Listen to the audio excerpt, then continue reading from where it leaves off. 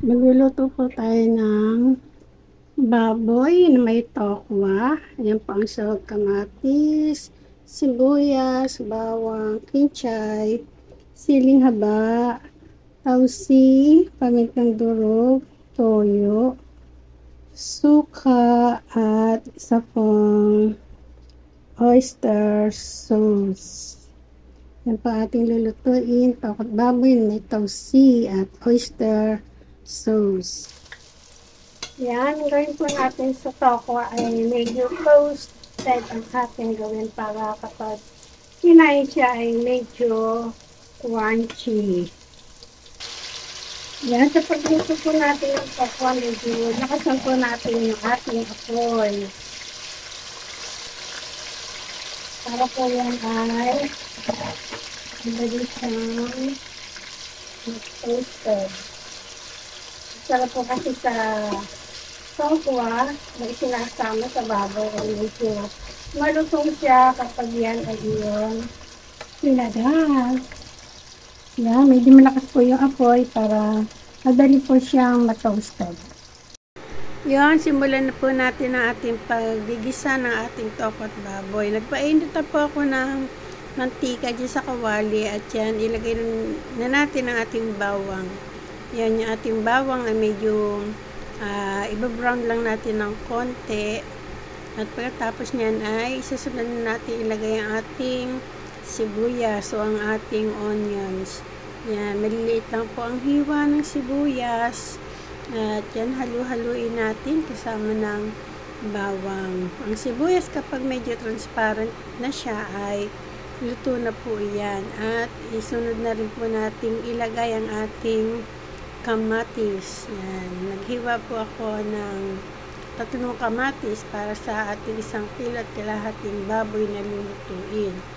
Yan. Halu-haluin po natin mabuti. Ligis-ligisin po natin yung kamatis para lumabas po yung pinaka-juice ng kamatis na yan po ay napakasarap na ihalo sa ating tokwa at baboy. Ligis-ligisan lang po natin mabuti at pagkatapos niyan ay pwede na po nating ilagay ang ating baboy na hiniwang maliliit. Kasukat po siya ng hiwa ng minudo.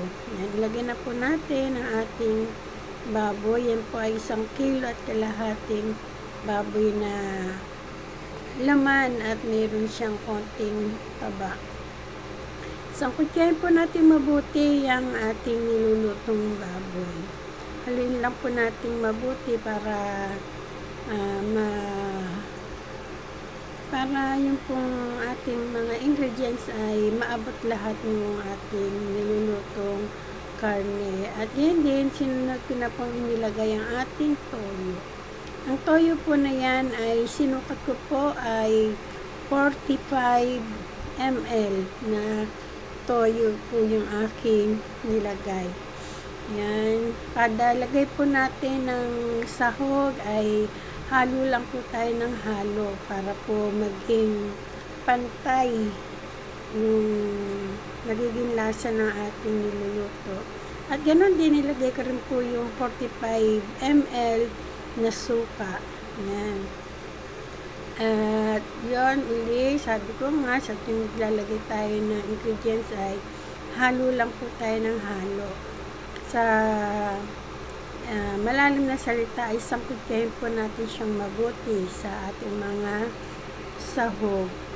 At yun, pagtapos po natin yung mahalo ay ilagay na po natin ang ating pamintang durog. Yan, kalahating kutsarang pamintang durog po yan ang aking nilagay. Yan, halu-haluin lang po para kumalat po yung ating pamintang durog. At yun, nung nahalo ng mabuti ay lagyan na po natin siya ng tubig na halos kapante po na ating nilulutong karne.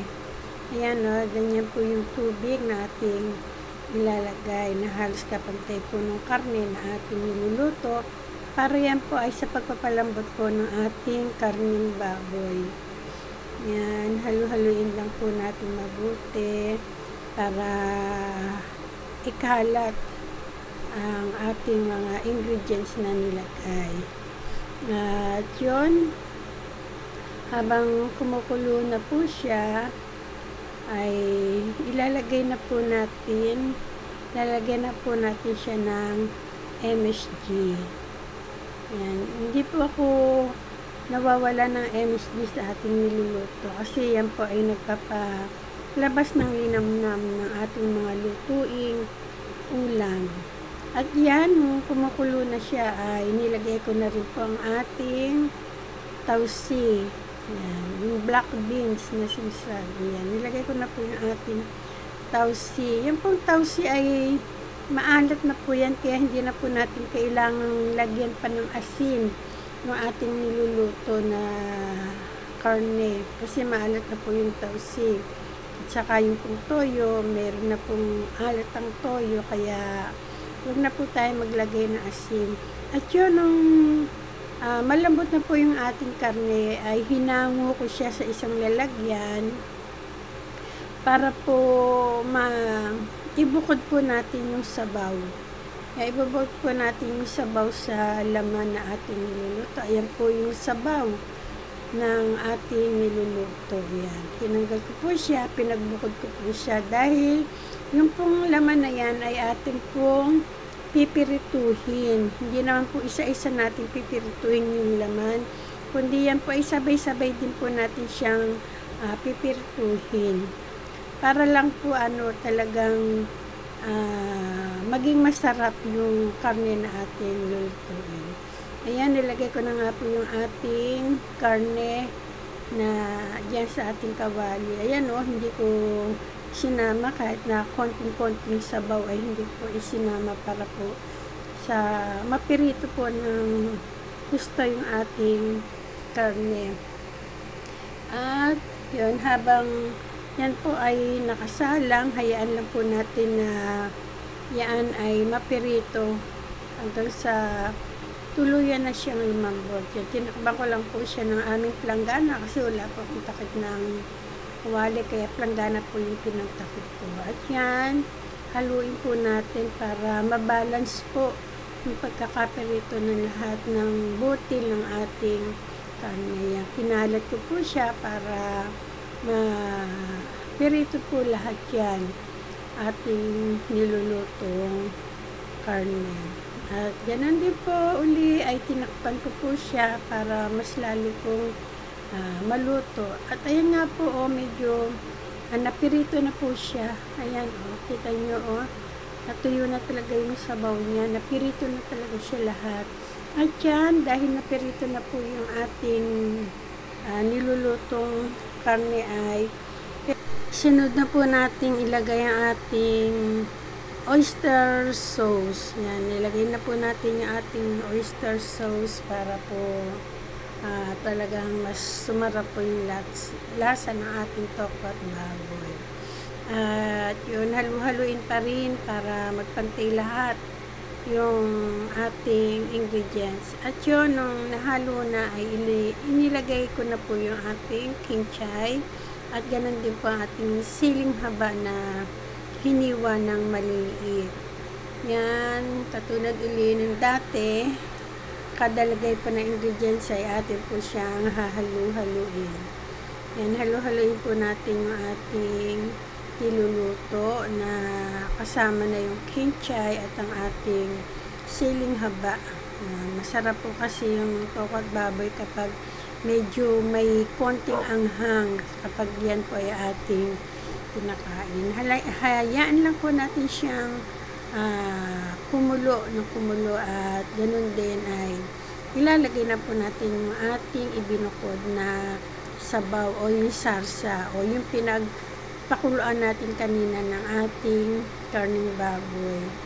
Yan yung natira sa kaldero, nilagay ko na rin po para po mas lalong maging masarap dahil sisip-sipin na po ng baboy at ng tokwa yung sabaw ng ating niluluto.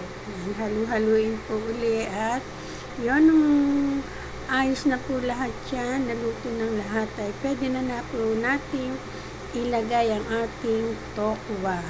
Yan. Yan. Yung tokwa na talagang medyo crunchy siya ng ating pagkakaluto. Kasi nga po, Masarap pong kainin niya kapag medyo crunchy yung ating tokwa. Ihalo lang po natin lahat sa ating nilulutong karne. At yan, pwede na po natin siyang ihain. At yan po, luto ng ating tokwa at baboy na may tausi. Thank you for watching!